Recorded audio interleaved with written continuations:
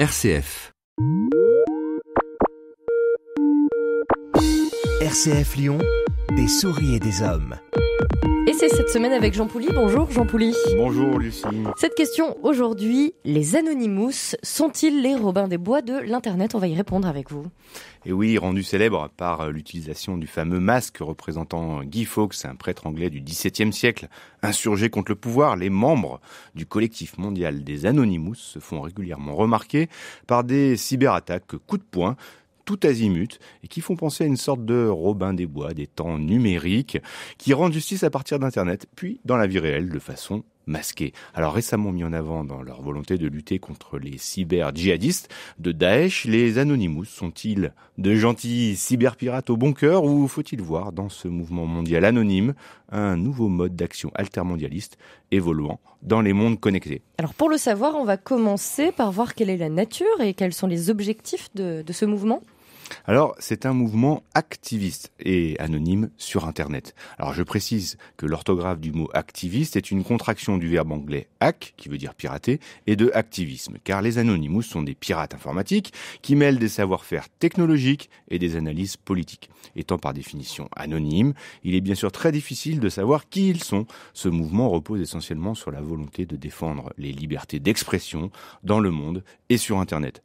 Même si on ne sait pas s'ils font partie des Anonymous, on connaît en revanche quelques activistes célèbres comme Edward Snowden ou Julian Assange. Et quelles sont les actions concrètement menées par les Anonymous ?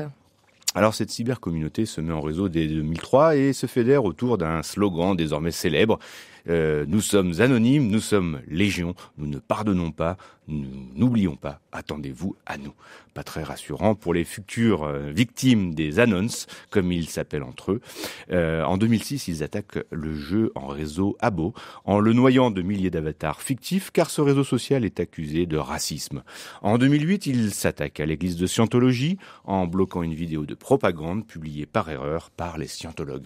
Cette action est la première de dimension mondiale, et elle démontre que les Anons sont désormais très organisés et n'hésitent pas non plus à descendre dans la rue pour protester en mettant leur célèbre masque pour rester évidemment anonymes. En 2010, ils soutiennent justement Julian Assange dans le scandale Wikileaks en bloquant les sites de paiement PayPal et Mastercard qui veulent entraver le financement de Wikileaks.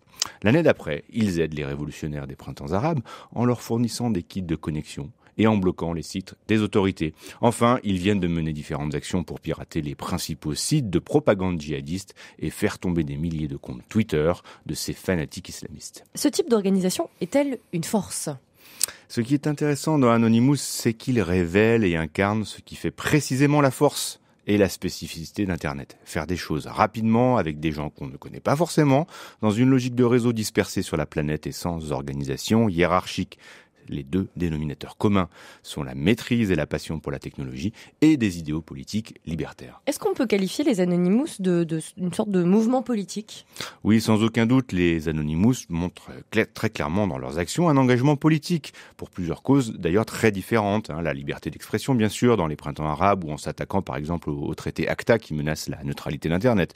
La lutte contre la finance spéculative avec le soutien du mouvement Occupy Wall Street, ou encore l'écologie quand ils attaquent la firme agrochimique Monsanto. Globalement, on peut dire que leurs actions s'apparentent au combat des mouvements altermondialistes.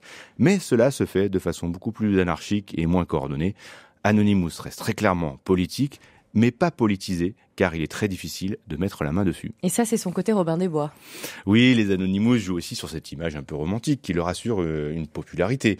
Ils ont d'ailleurs pris l'habit du vengeur masqué au bon cœur en piratant un jour de Noël les cartes de crédit des clients d'un cabinet de renseignement américain et en reversant près d'$1 million spoliés sous forme de dons à des organisations caritatives. Ce qui pose évidemment des questions éthiques, car il s'agissait clairement d'un vol, même si l'intention était présentée comme louable. C'est vraiment Robin des Bois. Quelles sont les limites à ce mouvement ? Parce qu'il y en a. Eh bien, tout d'abord, les modes d'action privilégiés par les membres d'Anonymous ont un caractère clairement illégal. Bien sûr, vol et diffusion de données, et ce qu'on appelle des attaques par déni de service ayant pour but de rendre indisponible un service informatique. Alors aux États-Unis, il faut savoir que ce type de blocage est puni de 10 ans de prison. Difficile de justifier la fin par les moyens. Les Anonymous dénoncent un système en utilisant eux-mêmes des pratiques très contestables. Du coup, il peut aussi se tromper de cible ou même être contre-productif. Par exemple, en parasitant le travail des experts de sécurité informatique qui enquêtent actuellement sur les terroristes de Daesh. Par ailleurs, l'extrême diversité des causes défendues par les Anonymous sont parfois contradictoires.